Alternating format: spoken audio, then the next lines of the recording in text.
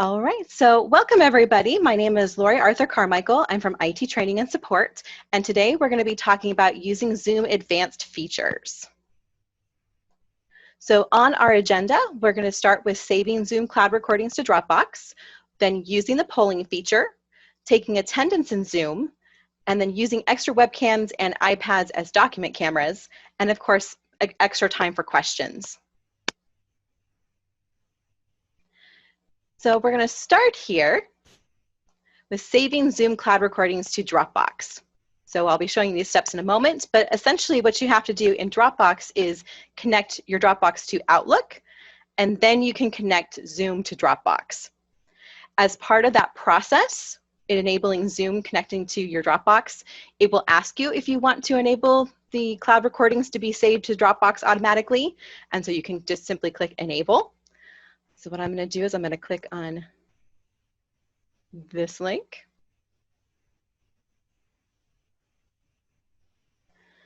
So it's asking me to log into Dropbox. I'm going to go back over here to the portal to log into Dropbox. Say continue. And then I'm going to go up here to my profile picture and then select settings.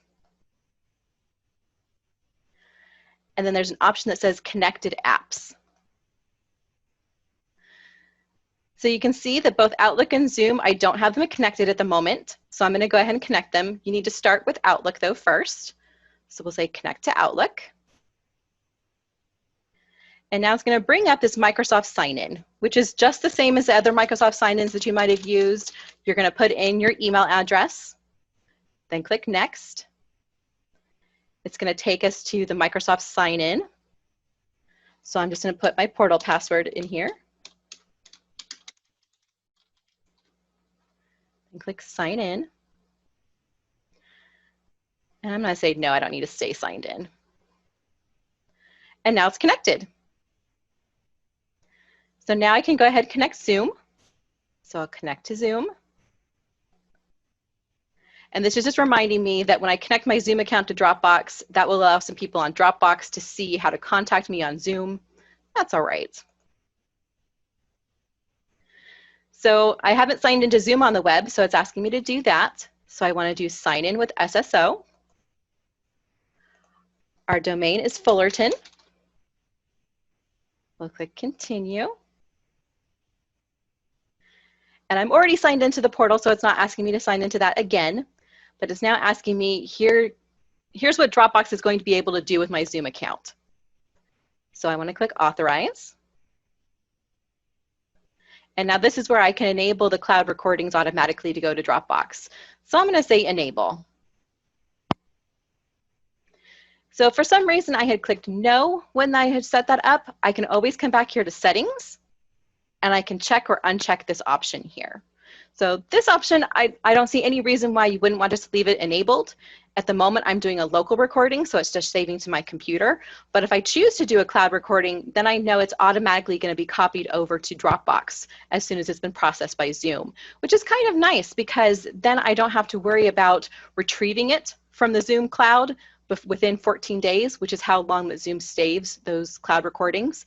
It automatically copies it over to Dropbox, and it's in my Dropbox until I get rid of it. So, but I can come in here and toggle this on and off if I'd like. And of course, you can disconnect it at any time if you want to as well. So that's connecting everything so that it works. So let's go back here to the PowerPoint. So when you're actually making a cloud recording, you choose record and then record to the cloud. You'll see a little recording message, and it looks a little different than the one that you're seeing now because this one is actually a cloud recording as opposed to the local one that I'm doing right now. So once you're ready to stop the recording, you'll hit stop. It's going to say, are you sure? Do you really want to stop this? You'll say yes. However, the cloud recording is not going to start processing until the meeting ends. Because you can do multiple recordings in a single meeting. So it's waiting for you to finish the meeting so it can process all of the recordings that you've done for that particular meeting. Once it's been processed, you are going to get an email from Zoom letting you know that it's been processed by Zoom. And then you'll get a second email from Dropbox letting you know that it's moved that cloud recording, or copied it really, over to your Dropbox. And you'll see in Dropbox, it'll have created this Zoom folder. And within that folder, you'll see a folder for each of your meetings that you have cloud recordings.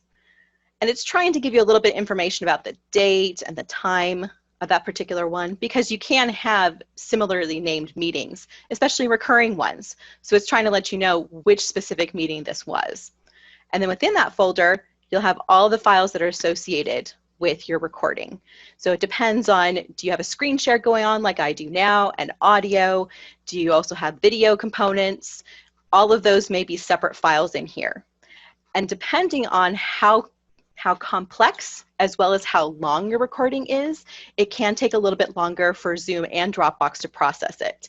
So if I have things like audio, video, screen sharing, chat, whiteboard, all these different components in my recording, it's going to take it a little bit longer for it to process.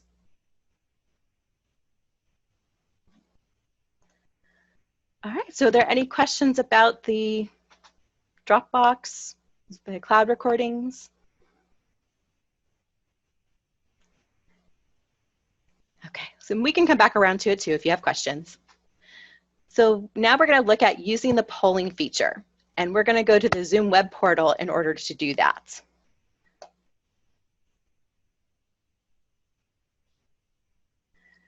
So this is the Zoom web portal. So how you would get here, of course, is from the portal.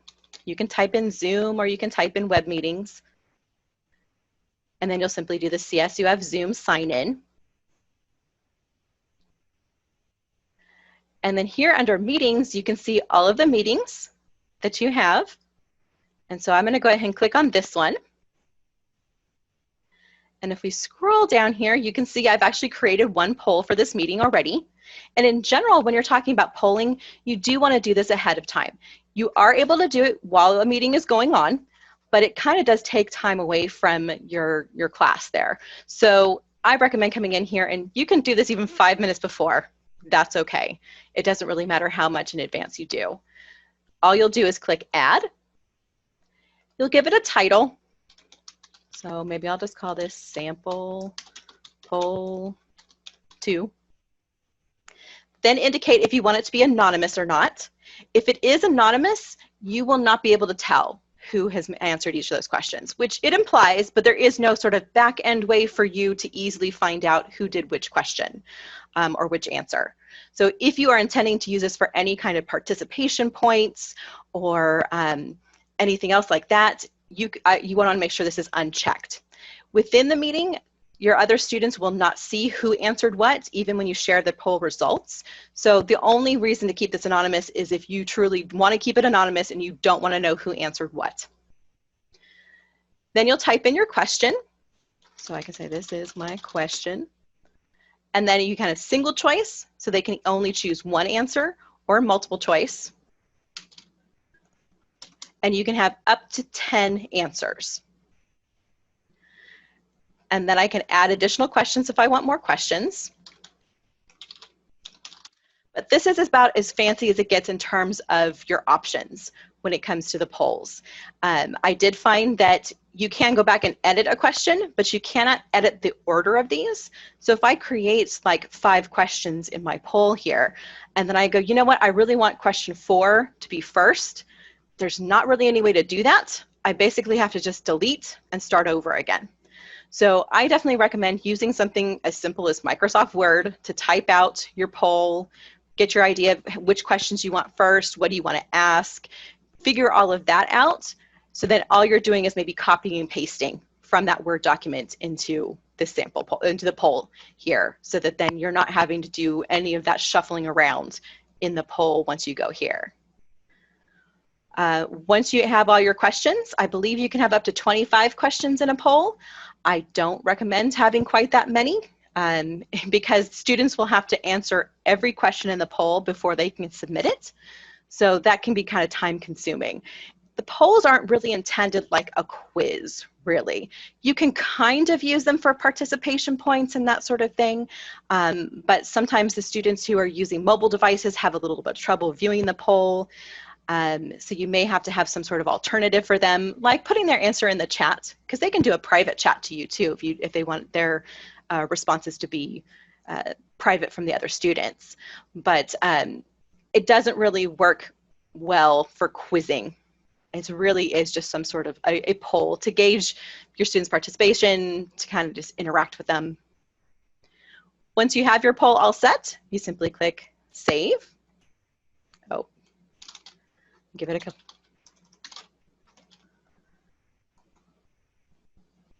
And now I have both polls available. And I can still go back here and edit them. I can even edit them once the meeting has started, because as you know, this is the meeting that we're in right now. So you're not limited in that way.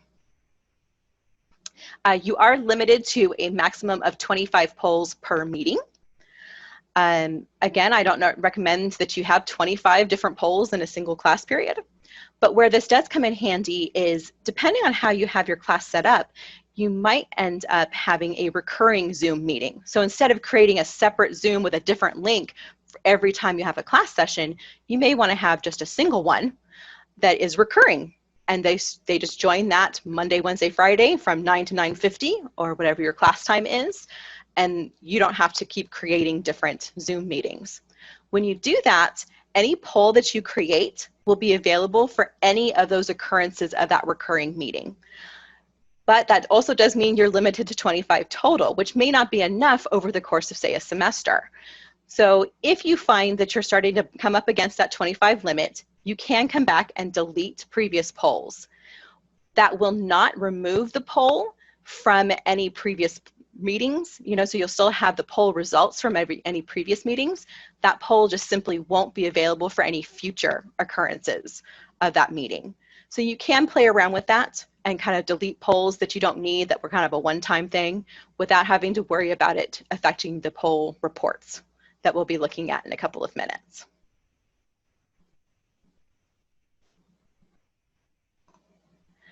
So to start a poll during a meeting, you're simply going to click on Polls. If you have more than one, you can use the drop-down to choose which one you want to use. And then you click Launch Polling. This edit button here, this would allow you to jump right to that particular poll in the Zoom web portal and make edits to it. So you could change some of the answers, you could change some of the questions. Basically, you can change anything about the poll at that point. So if you forgot to create a poll, when you click on polls, you'll see a nice blank screen here. You can click either edit or add a question, and it will immediately take you to the Zoom web portal for this particular meeting with a brand new poll ready to go. And all you have to do is just type in the information for that poll.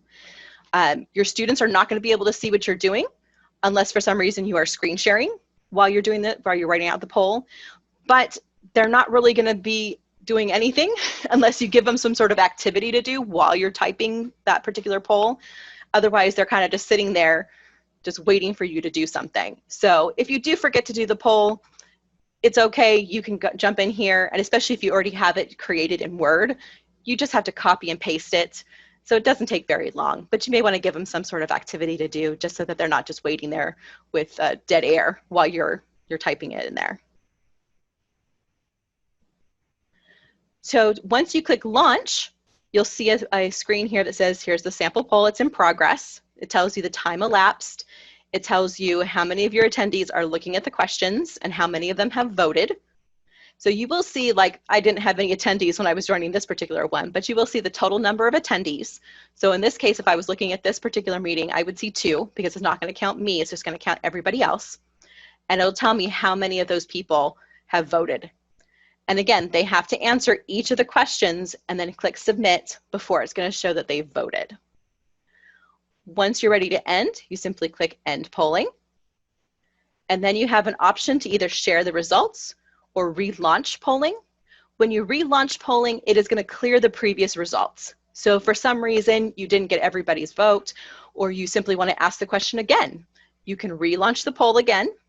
It'll ask you, do you want to clear these results? And then you can start over. So people who previously answered would have to answer again.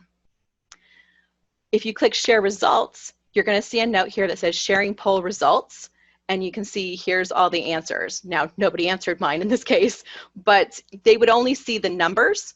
They're not going to see Joe Smith answered orange. You know, regardless of whether you chose anonymous or not, that's not what they're going to see here in the sharing poll results. And you won't be able to see that either until after the meeting when you run the poll reports, which I'll do in a minute. But yeah, you at least can share the numbers with your attendees. Then you can click Stop Share Results. And when you're ready to exit, you can simply click X to close that particular window. All right. So I'm going to go back to the Zoom web portal. Because what we're going to do now is we're going to look at where do you find those poll reports. So we're going to, here again, we'll click Reports. And there's two different types of reports. For this particular one, we want the meeting report. You see it says registration reports and poll reports. It's automatically going to choose registration report. You'll want to change it to poll report. And this says the maximum report duration is 1 month.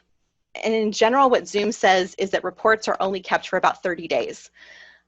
In my experience, they've been kept a little bit longer. I've been able to kind of go back several months, but the more that people use Zoom, the more likely it is they may have to start clearing out old reports. So you'll want to make sure that you've actually run those reports within 30 days after, so that you can save those in Dropbox or wherever you'd like. So in this case, I'm actually going to pick through last week, because I had another one of these on Friday. So if I click Generate, so you can see it's processing here, but I have all the other previous poll reports that I've run here. I can still download these old ones. Eventually they will probably get removed, so I will want to make sure that I download them, but you can come in here and run them. So this one's taking a little bit to process, so I'm going to click download here on a previous one. And if I open it in Excel, so you can see this one is anonymous. So I don't know who answered, but here's all of the questions and each of their answers.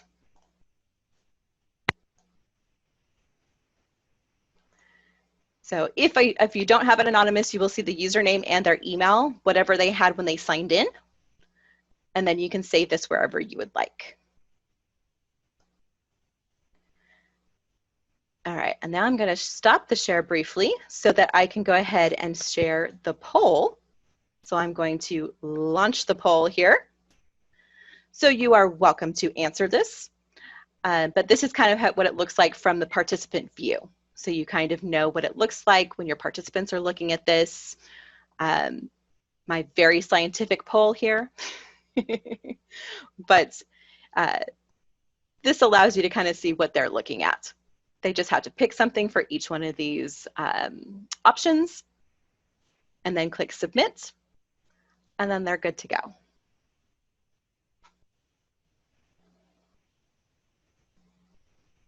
Perfect.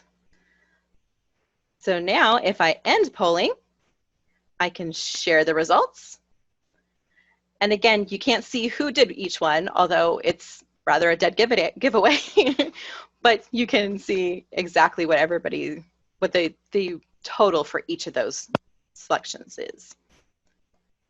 So I'm going to stop the share and then close the polling. I'm going to go back to sharing my whole screen, because the next item on our list is the taking attendance. And that we're going to do here under reports as well.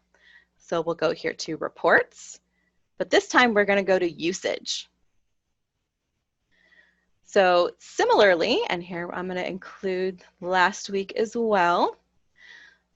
So you can see each of your sessions here, and you can see the number of participants.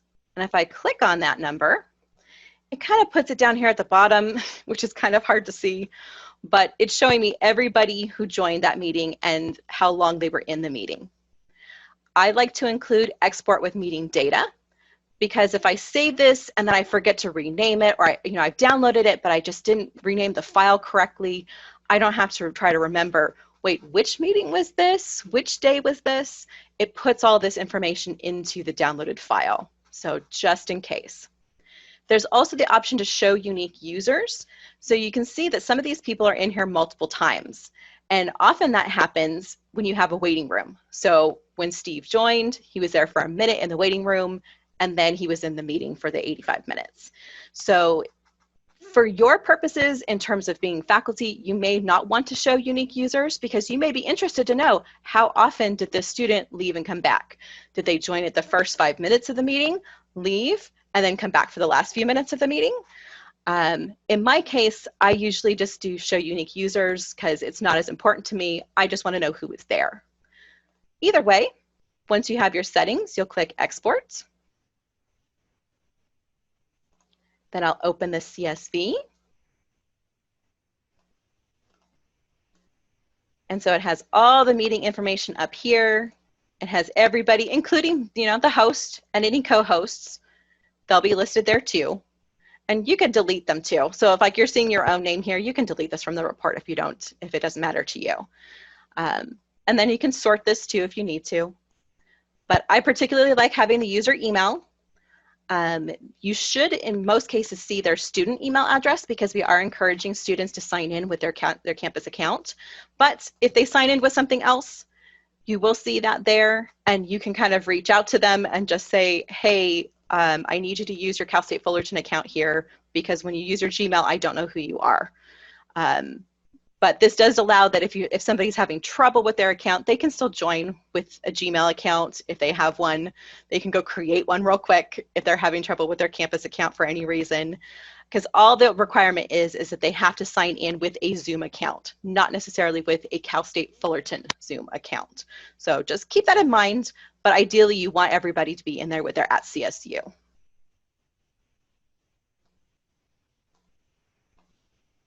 And again, you want to make sure that you download these within 30 days.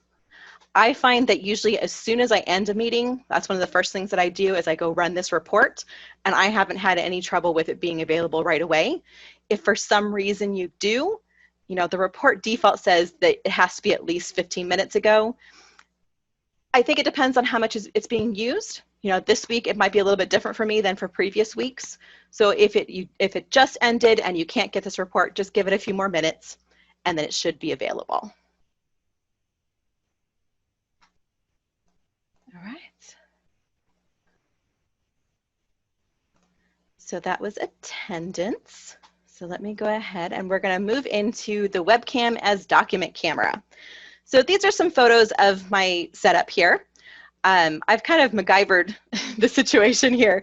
The stand that I'm using here is actually meant for iPhones, but I kind of perched my external webcam precariously on top of it to kind of create this little bit of a setup. There probably are a lot better options in terms if I wanted this to be a more permanent setup, but this is kind of what I came up with in terms of using my second webcam.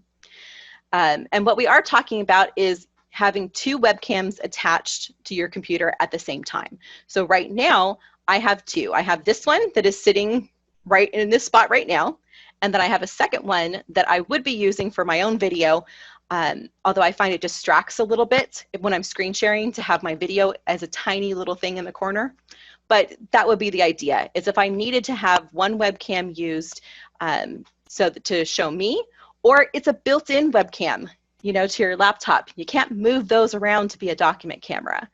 In either of those cases, you would want the second one to be something that's external, and then that way you can use it as a document camera. If you have an external webcam though, and you don't need to show yourself on the video, you can use this just as a regular webcam. And I could just click Start Video, and it would just be a webcam instead of as a document camera instead of it ever looking at me. So it's entirely up to you what works best for you, what you need to do, what you want to be able to do. If you decide that you want to have two webcams like this, to share it, you'll simply do Share Screen. You'll click Advanced, Content from Second Camera, and then Share. And so I'm going to stop my share for a moment here, and do just that. So you can get kind of a live look at my document camera. So you can see this is what it looks like. And so it kind of works. I get most of the page on this, but it's still, I probably would do a little bit more work. I might put this on something else to get a little bit higher, just if I was going to be doing this other than in a training class. What you may want to play around with though too is lighting for definitely. Also, like, here's a regular pen. That's pretty good. That's pretty good. But if I do this with a Sharpie, that's so much easier to read. So you'll want to play around with different types of pens. It doesn't necessarily have to be a Sharpie per se, but the visibility is a lot better when you have something like a Sharpie or a marker that you're using, rather than trying to use pencil or trying to use a pen, just so that, you know, some of your students are going to be using mobile devices to look at this. They won't have a huge screen to look at. So the more visible that you can make what you're going to be writing here, or what you want them to look at on the document camera, the better. So you may want to play around with this a lot. Also the setup. This takes a lot of practice, and it takes a lot of different trying this, trying that, moving this, moving that. You know, the setup that I use for this class, it's not perfect. It's not permanent, I should say. So I do have to take a couple of minutes. I usually have a half hour before each class, and that's when I clear off this table that I'm using. I put the webcam, I check this out, I test screen sharing before the meeting starts to make sure that this setup is visible. So it does take a lot of trial and error to get this right. And it does sometimes involve kind of using weird surfaces and having boxes on top of boxes. So it does take a couple of minutes to set all this up, unless you can get a more permanent setup, but that may not be practical depending on what you're doing at home. So I'm going to stop my share here so that we can go back to the screen. So as I mentioned, this stand is meant for an iPhone. I don't know that I recommend using an iPhone as a document camera because the screen is so small. I definitely recommend using an iPad. As I understand it, we do have some of these iPad stands available through device request. I don't know what the backlog on them is, but you should be able to request them. If you can't wait, there's lots of these options that are available on Amazon and lots of other places, and they're not very expensive. I definitely like that it will grip my iPhone here. So the one for the tablet should do the same, so that then it's a little bit easier. It's less precarious than the webcam that I kind of have set up. It's a little more permanent, so that then it's easier to get a good setup here. But you can kind of see how I have this set up with my iPhone. There's a couple of different ways that you can share your iPad or your iPhone screen. There is a built-in option to share your iPhone or iPad. However, some people also like to log in twice to their Zoom meeting. So they log in once from their laptop or from their desktop computer, and then they also on their iPad or iPhone will log into Zoom as well. That's okay. On your iPad, you can do the share screen, and you can share your iPad screen, and everything that I'm going to do, you can do on there as well. I do find that when you share your iPad screen that way, it's a little bit bigger when your participants look at it. The way that I'm going to share it now, it's actually going to be iPhone sized. And you'll see what I mean in a couple minutes, because I'm going to take a moment to actually set this up. But this is the way that I'm showing the share for today. But if you're comfortable or more comfortable doing it by logging in twice to the meeting, by all means, please feel free to do that, because there's no wrong way to do this. It doesn't seem like Zoom really cares if you're logged into the meeting on multiple devices. That's okay. So to share the iPad or iPhone screen, I'll choose share screen, and then iPhone, iPad, and then share. And then on my screen, I'm going to see okay, you need to connect to this Wi-Fi network. This is my home network. That's why I've blurred it out here. So both my laptop or desktop computer and the iPhone or iPad have to be using the same Wi-Fi network. So you can't actually have your computer wired into like an Ethernet connection, a wired connection. It has to be using wireless at the same time. And then on my iPhone or iPad, I'm going to screen mirroring, and then it's giving me the name to connect to this particular meeting. So on my iPad or iPhone, I'm going to go to the control center. That's the one that you get to by dragging down from the top right. You'll tap screen mirroring, and then you'll select the meeting name that it gave you. And then what I'm going to do is I'm just going to use the camera app. So I'm going to take a moment here, stop my share, because I'm going to go ahead and set this up so that you can see it, but it will take me a moment. So again, if you do have questions, you are more than welcome to use the chat.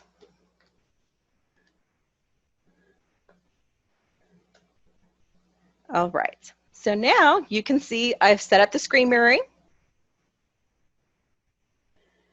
And I can go back to my regular screen here. And then I'm just going to use the camera app. And you can see it doesn't really work because, of course, it's in portrait mode. So I kind of have to turn it around a little bit like this. And there, that works. Now, I probably would have adjusted the stand here a little bit. I wouldn't be this far away, but I can, of course, just zoom in on it as well. And you have kind of like a live look at what I'm doing. I find it's not quite as smooth a transition. Like with the webcam, you're pretty much seeing it on the share screen as I do something. With this, it's using my wireless, and my home wireless is okay, but it's not as powerful as I would want. So there is a little bit of a delay between what I do here and when you see it. And especially if I move a lot, there's a little bit of a delay there too. So again, I would definitely recommend doing an iPad because you're definitely going to have a lot more real estate in terms of what you can show on your document camera. But in a pinch, an iPhone will do. There's nothing else that I needed to do to my iPhone to use it for this. I just had to do the screen mirroring and I was ready to go. Well, and I kind of changed some of my backgrounds and stuff on my phone too, just so that it wasn't, I didn't mind who saw that first page of my apps there. But other than that, there wasn't anything that I needed to really do with it. So I'm going to stop sharing that for now.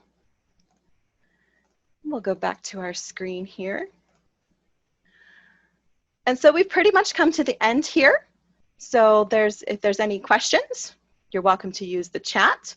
I am going to be sending an email following this class so that you can resources, other things that you may be of interest, and of course my contact information, this PowerPoint as well. So if you have questions, you're welcome to think of them later.